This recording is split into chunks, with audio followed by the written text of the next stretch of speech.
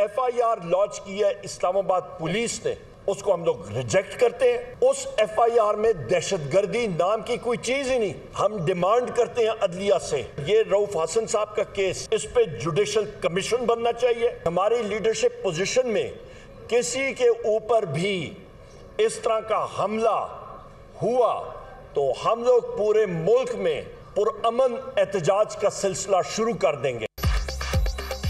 तहरीक इंसाफ का रऊफ हसन पर हमले की तहकीकात के लिए जुडिशल कमीशन बनाने का मुतालबा। इस्लामाबाद पुलिस की जानिब से दर्ज की गई FIR भी मुस्तरद कर दी। अपोजिशन लीडर उमर अयूब ने प्रेस कॉन्फ्रेंस में कहा, इस्लामाबाद पुलिस ने केस खराब करने की कोशिश की।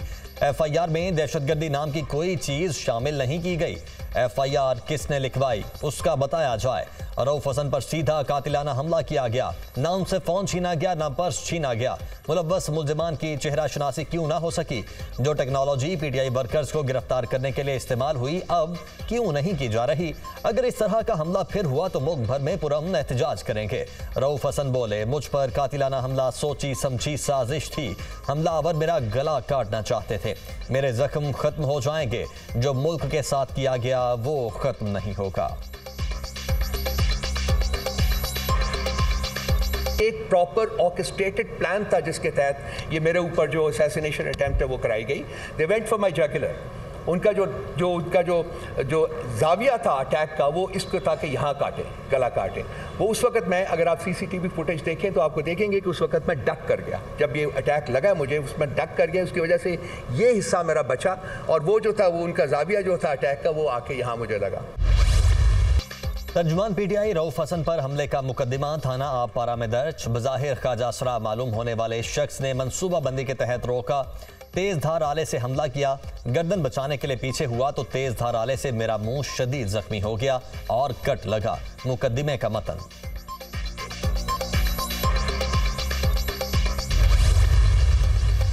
आईने पाकिस्तान किसी अदालत को ये इख्तियार नहीं देता कि वो गुस्से में जो उसके दिल में आए वो कह दे। वो कहे कि अगर ये काम अभी इस तरह ना हुआ तो मैं वज़ीर आज़म को यहाँ पे बिठा दूँगा, मैं काबीना को यहाँ, वो 25 करोड़ लोगों के नुमाइंदे हैं। आइन के आर्टिकल 248 में उन्हें इम्यूनिटी लिखी हुई है। बड़ा क्लैरिटी के साथ आइन का आर्टिकल कहता है कि जी उनको उनके ऑफिशियल फंक्शंस में आप बुला के नहीं जवाब दे कर सकते। ये क्या तरीका है अदालत करने का? आप करें, आप अपने फैसलों के ज़रिए जो हुक्म जारी करना चाहते हैं वो ज़रूर करें। ये शर्त तो नहीं है कि सामने सारी काबीना को बिठा के करना है या वज़ीर आज़म को बिठा के या सारे सेक्रेटरीज़ को काम छुड़वा के 8-8 घंटे आपने वहाँ पे बिठा देना है। इदारों में टकराव की कोई बात नहीं। हम तारीख से सबक नहीं सीख रहे। निज़ाम को चलाने के लिए सियासत से बालातर होकर सोचना चाहिए। बदकिस्मती से क्या सियासतदान ही निशाना बनते रहेंगे? वज़ीर कानून आज़म नज़ीर तारड़ का सेनेट इजलास में खिताब। कहा, सियासी लोगों के जेलों में होने पर खुशी नहीं, पावर गेम होगी लेकिन सियासत में खिदमत भी है। आइन कहता है कि अदालतों को गुस्से से काम नहीं करना चाहिए। आइन ये नहीं कहता वज़ीर आज़म काबीना को 8-8 घंटे सामने बिठाएं। अदालतें रिमार्क्स की बजाय फैसले ने आइन ने तमाम इदारों की हदूद तय कर दी हैं। किसी को फलां का एजेंट कहना गलत है। सेनेटर तलाल चौधरी ने कहा कि PCO जजेस पर बात करने पर मुझे तौहीन अदालत के कानून का निशाना बनाया गया। अपनी लीडरशिप और नजरिए पर खड़ा था। सियासी कारकुनों पर सिलेक्टिव तौहीन अदालत के केस लगते हैं। आइन बनाने वालों को सजा देंगे तो वकार बुलंद नहीं होगा। आइन तोड़ने वालों को सजा दें।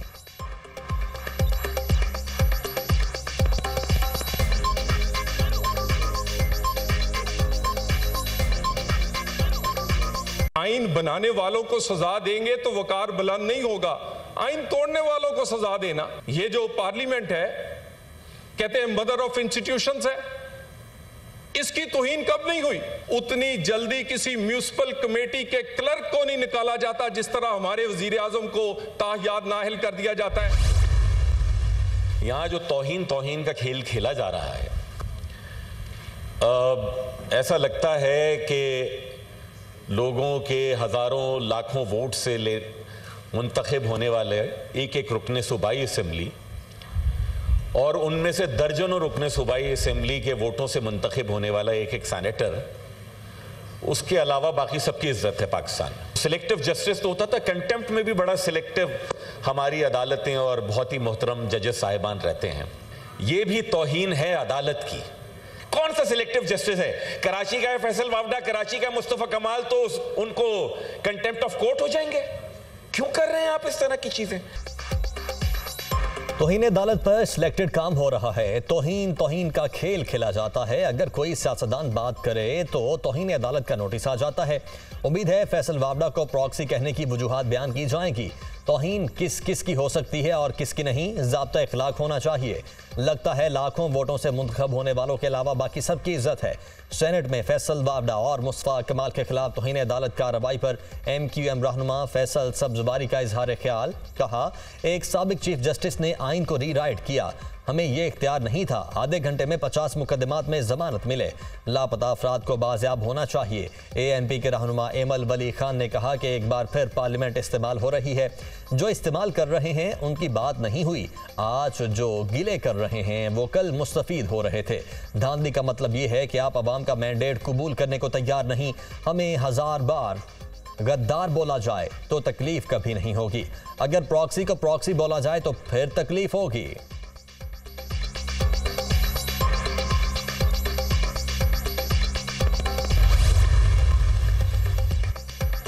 वज़ीर आज़म शहबाज शरीफ का ईरानी सदर इब्राहिम रईसी के इंतकाल पर ताज़ियत के लिए तेहरान का दौरा। वज़ीर आज़म की ताज़ियती हॉल आमद। नायब वज़ीर आज़म इसहाक डार, वज़ीर दाखिला मोहसिन नकवी, वज़ीर इत्तलात अता तारड़ और तारिक फातमी भी हमरा। वज़ीर आज़म का ईरानी सदर और वज़ीर खारिजा की शहादत पर ईरानी क़यादत से इजहार ताज़ियत। वज़ीर आज़म ने वफ़द समेत आखिरी रसूमात में शिरकत की। वज़ीर आज़म ने मरहूम ईरानी सदर और रफ़ाका को खिराज अक़ीदत पेश किया। वज़ीर आज़म सुप्रीम लीडर आयतुल्लाह ख़ामनाई और ईरान के कायम मकाम सदर डॉक्टर मोहम्मद मुखबिर से मुलाकात करेंगे। ईरानी सदर इब्राहिम रईसी और उनके रफ़ाका की नमाज जनाजा तेहरान में अदा। सुप्रीम लीडर आयतुल्लाह ख़ामनाई ने नमाज जनाजा पढ़ाई। नमाज जनाजा में मर्दों ख़वातीन समेत तमाम मकतबा फ़िक्र से वाबस्ता हज़ारों अफराद ने शिरकत की।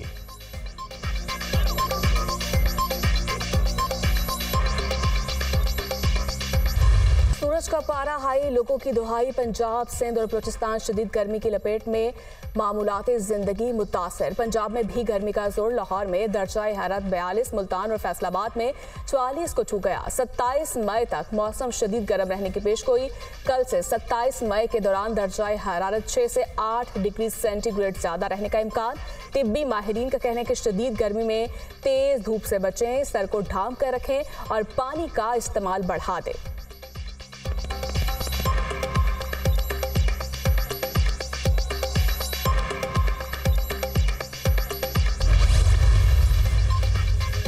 मुल्क भर में बिजली का शॉर्टफॉल 5845 मेगावाट तक पहुंच गया। दही इलाकों में 6 से 8, शहरी इलाकों में 4 से 6 घंटे लोड शेडिंग।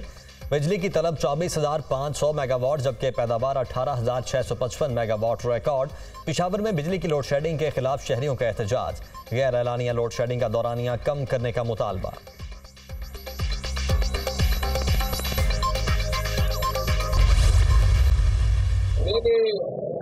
पार्टी के मामलात में कुछ हमारे इख्तिलाफात, लेकिन जो मैंने बयान दिया था किया था, जिसके बाद मैंने कहा था कि पार्टी के मामलात में बयानबाजी पे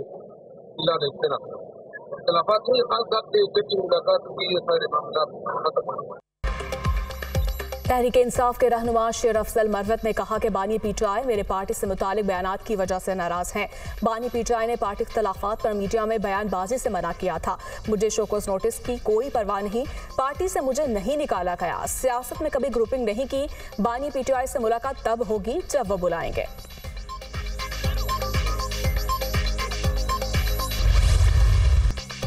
इसराइल के गजा में वहशियाना मजालिम जारी। इसराइली अफवाज के जबालिया और बैतुल्लाहिया की इसराइली फिजाई हमले, मजीद 85 अफराद शहीद और 200 जख्मी हो गए। सिहानी फौज का रफा में पनाह गुज़ीन कैंप पर ड्रोन हमला, 3 बच्चे जाम शहादत नौश कर गए। इसराइली फौज का मगरबी किनारे में भी हमला, डॉक्टर समेत 7 अफराद को शहीद कर दिया। इसराइली हमलों में शहदा की मजमूई तादाद 35,647 हो गई। 79,852 जख्मी हो चुके। हमास के जवाबी वार कुछ ब्रिगेड का वस्ती गजा में इसराइली फौजियों की हलाकत का दावा। आलमी अदालत इंसाफ में नेतन्याहू की गिरफ्तारी के लिए दायर मुकदमे में पेशरफ्त। आलमी सतह पर इसराइली वजीर आजम के खिलाफ मजीद घेरा तंग। नॉर्वे का गजा में कत्लेआम और जंगी इजराइम के बायस नेतन्याहू की गिरफ्तारी का ऐलान। नॉर्वे के वजीर खारिजा का कहना है कि अगर आलमी अदालत इंसाफ इसराइली वजीर आजम के वारंट गिरफ्तारी जारी करेगी तो नॉर्वे नेतन्याहू को गिरफ्तार करने का पाबंद है।